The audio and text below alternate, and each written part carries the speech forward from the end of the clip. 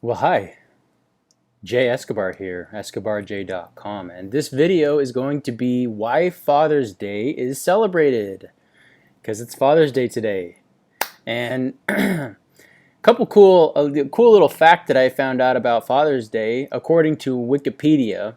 It was first proposed by Sonora Dodd of Spokane, Washington, back in 1909.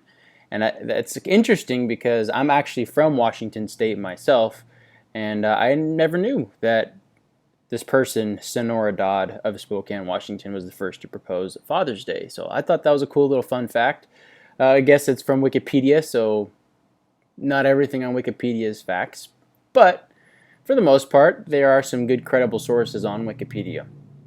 Now, I want to get to why, obviously, Father's Day is celebrated. And essentially, it's pretty simple. I mean, we celebrate it to show respect to our fathers and to show respect to fatherhood and the influence fathers have on our society and our children and the way that our country is ran. And it takes strong men, strong fathers, and strong men in general to build a society based on good core values and good insight and good vision and good leadership. And I think that's the biggest thing, is providing good leadership to the next generation and being first to go and to be beacons of light to those who come up after us. And I am a father myself, and I have a tremendous amount of honor and respect and love for my children. And I know that it's one of the greatest honors and greatest things that I could have ever done in my life is to be a father, and means a lot to me personally. And I know that my father feels the same way towards his children, and I love my father and completely respect him and appreciate all that he has done for me into bringing me into this world and to shelter me and to raise me and to teach me good values and good ethics and be there for me when I need him most.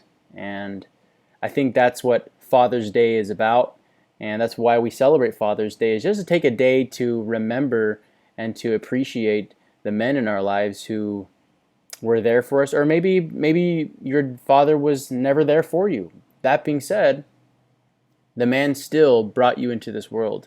So you have something to be grateful for, because had it not been for him, you would never be here.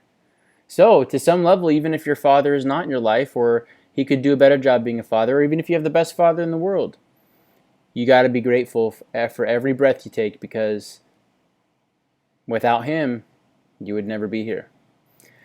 So if you enjoyed this video, please give me a thumbs up, subscribe to the channel.